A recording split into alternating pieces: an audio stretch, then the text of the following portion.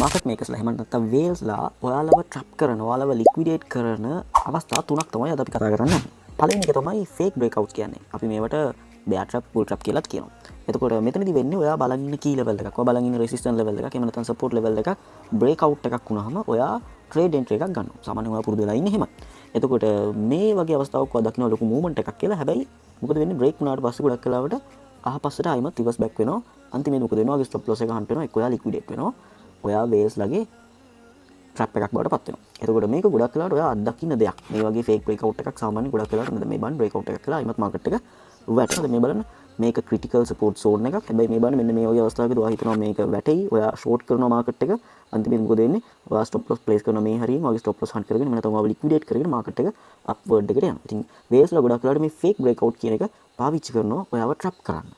අනිත් එක තමයි ඔයාගේ ස්ටොප් ලොස් හන්ට් කරන එක. ස්ටොප් ලොස් හන්ටින් කියලා අපි කියනවා, නැත්නම් ලික්විඩිටි හන්ටින් කියලා කියනවා. සාමාන්‍යයෙන් වේල්ස්ලා මාකට් මේකර්ස්ලා දන්නවා ලික්විඩිටි කොයි හරියද තියෙන්නේ. ස්ටොප් ලොස් කියන්නේ ලික්විඩිටි තියෙන පැත්තට තමයි මොකද මාකට් එක යන්නේ. වේල්ස්ලා යන්නේ මොකද ලික්විඩිටි වැඩි පුර තියෙනවා නම් ඒගොල්ලන්ගේ ලොකු ඕඩර්ස් ඉතාම ස්මූත්ලි මාකට් එකේ එක්සිකියුට් කරගන්න පුළුවන්. ඒක නිසා ලික්විඩිටි කොතනද මාකට් එක එතනට යනවා. දැන් මේක ඔයගොල්ලෝ දන්න ෆිබොනාචි ටූල් එකක්, රිට්‍රේස්මන්ට් ටූල් එක. දැන් මේ ටූල් එකේ හැටියට ඔයගොල්ලෝ දන්නවා ගෝල්ඩන් පොකට් එක කියන්නේ සාමාන්‍යයෙන් රිවර්ස් වෙන්න පුළුවන් තැනක්. ඕනෙම තැනක් නෙමෙයි පුළුවන් තැනක්. ගොඩක් වෙලාවට මේ වගේ ඒරියා එකකින් ඔයගොල්ලෝ එන්ට්‍රීස් ගන්නවා, ලොන්ග් පොසිෂන්, ෂෝට් පොසිෂන්ස් ගන්නවා. මෙතන ෂෝට් එකක්. දැන් මෙතන ගාන්ටම මේ ලෙවල් එකෙන්ම රිවර්ස් වෙලා තියෙනවා, ප්‍රශ්නයක් නෑ. ඕකේ. හැබැයි සමහර වෙලාවට ඔහොම වෙන්නේ නෑ. සමහර වෙලාවට මෙන්න මෙහෙම දේවල් වෙනවා. දැන් බලන්න මෙන්න මේ එක්සැම්පල් එක. මෙන්න මේ මෑත කාලීන සිද්ධ වෙච්ච එකක්. මෙන්න මෙතනත් අපිට පුළුවන් අර වගේම රිට්‍රේස්මන්ට් ටූල් එක අඳලා බලන්න මෙන්න මේ ස්විං එකට. හැබැයි ඔයාලා බලන්න හරියටම අතන වගේම ගෝල්ඩන් පොකට් එකේ රිජෙක්ට් වෙලා නැහැ. ගෝල්ඩන් පොකට් එක උඩට මාකට් එක කීප පාරක්ම ගිහිල්ලා දිනවා මෙන්න මේ zone එකට. දැන් මේ zone එක තමයි liquidity zone එක, stop loss zone එක කියලා අපි කියන්නේ. මේ හරිය තමයි stop losses තියෙන්නේ. ඉතින් මාකට් මේකර්ස්ලා මොකද කරන්නේ? මේ හරියට ඔයා දාන තියෙන stop loss ටික hunt කරන්න, liquidity grab කරන්න සැරෙන් සැරේ මාකට් එක එකපාරක් හරි දෙපාරක් හරි කීප පාරක් හරි ගිහිල්ලා අවශ්‍ය ප්‍රමාණයට liquidity grab කරගෙන තමයි මාකට් එක finally drop වෙන්නේ.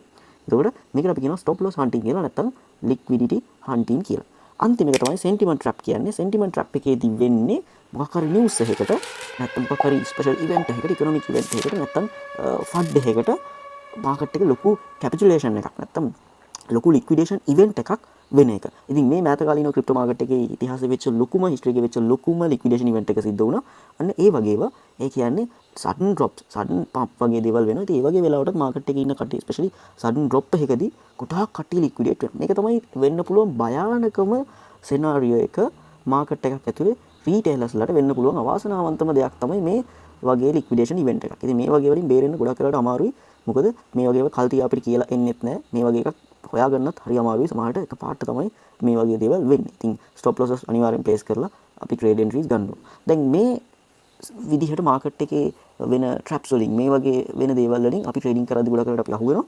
මේවට අහු නොවි ඉන්න අපිට පුළුවන්. ගොඩක් වෙලාවට 95ක් වගේ අපිට මේ traps වලට අහු නොවි trades කරන්න පුළුවන්. ඉතින් මේ සම්බන්ධව මම ගොඩක් වැඩිපුර ලොකු වීඩියෝ එකක් කරලා තිනවා මගේ YouTube channel එකේ. ඉතින් ඔයගොල්ලන්ට වැඩිපුර දේවල් ටිකක් දැනගන්න ඕන නම් bio එකේ link එක තියෙනවා. එහෙම නැත්නම් search එකක් දාන්න crypto ocean කියලා YouTube එකේ ඒ වීඩියෝ එක ඔයගොල්ලන්ට හොයාගන්න පුළුවන්. ඉතින් ඔයගොල්ලන්ට ගොඩක් විස්තර දැනගන්න පුළුවන්. ස්පෙෂලි මේ වගේ ඒවා කොහොමද අපි මගහරින්නේ, අවොයිඩ් කරන්නේ කොහොමද, මේ traps වලට අහු නොවි කොහොමද අපි මාකට් එකේ ස්වයි වෙන්නේ කියලා. එහෙනම් thank you very much. ඔයගොල්ලෝගේ comment එකක් දාන්න. ඔයගොල්ලෝ මොන වගේ අවස්ථාවලද වැඩිපුරම trap උනේ, මොන වගේ අවස්ථාවලද ඔයගොල්ලෝ වැඩිපුරම මේ scenario තුනෙන් අහු වෙලා තියෙන්නේ කියලා. එහෙනම් thank you very much.